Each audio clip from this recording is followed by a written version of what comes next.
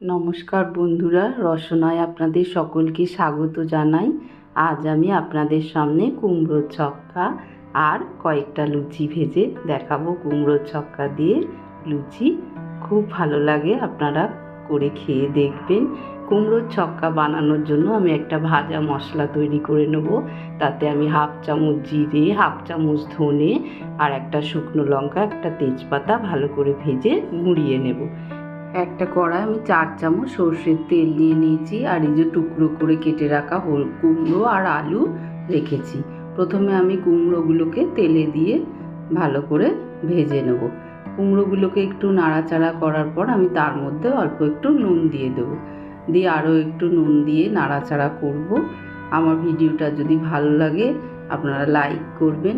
কুমড়োটা একটু আমি চাপা দিয়ে দিলাম, কিছুক্ষণ চাপা দিয়ে আবার ঢাকনা খুলে কুমড়োটাকে আমি ভালো করে নাড়াচাড়া করে ভেজে নেব। কুমড়োটা খুব ভালো করে ভাজা হয়ে গেলে আমি কুমড়োটা ভাজাটা তুলে রাখবো।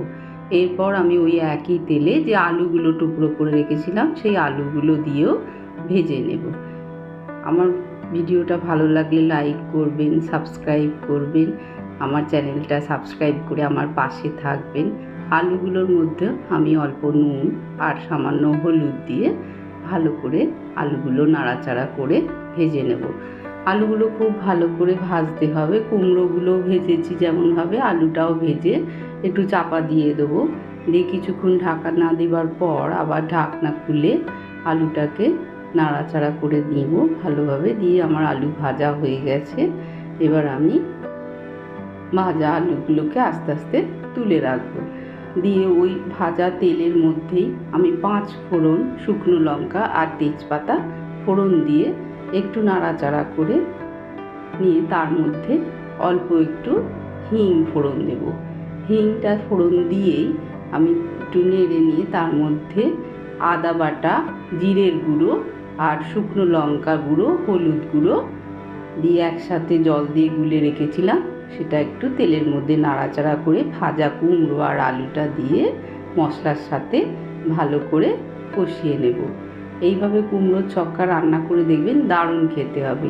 আর আমি ছোলা ভিজিয়ে রেখেছিলাম রাত্রে, সেই ছোলাটাও আমি জল ঝরিয়ে তরকারির মধ্যে দিয়ে দেব। দিয়ে ছোলা, কুমড়ো, আলু মশলার সাথে ভালোভাবে মিশিয়ে পোড়ানো নারকেল ছড়িয়ে দেব।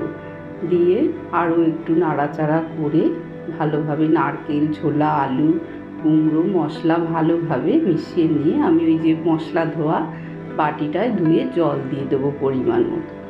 জল দিয়ে ভালো করে মিশিয়ে নিয়ে মশলার সাথে ভালো করে মিশিয়ে নিয়ে ফুটতে দেব। দিয়ে ঢাকনা দিয়ে গ্যাসটা সিম করে ফুটতে দেবো। লো সিমে রাখার দরকার নেই, মাঝারি রাখলেই হবে। ফুটে উঠলে তার মধ্যে, সেদ্ধ তো প্রায় হয়েই এসেছিলো, ভাজার সময়তেই আমি 1 চামচ চিনি দিয়ে চাপা দিয়ে দেবো। এইভাবে রান্না করে দেখবেন, দারুণ খেতে হবে। আমার আলু, কুমড়ো, ছোলা সবই প্রায় সেদ্ধ হয়ে গেছে, তরকারি আমার রেডি হয়ে এসেছে। এবার দেখুন কত সুন্দর দেখতে হয়েছে কুমড়োর ছক্কা।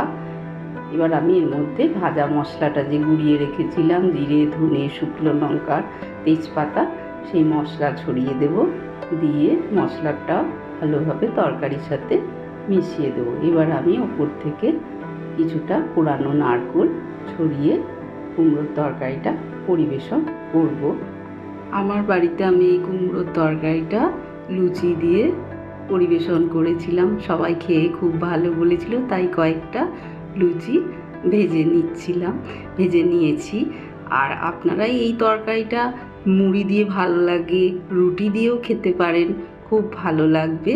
আমি লুচি দিয়ে খেয়েছি, আপনাদের কয়েকটা লুচি ভেজেও দেখালাম।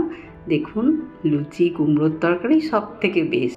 আমার ভিডিওটা দেখবার জন্য আপনাদের সকলকে ধন্যবাদ। সকলে খুব ভালো থাকবেন।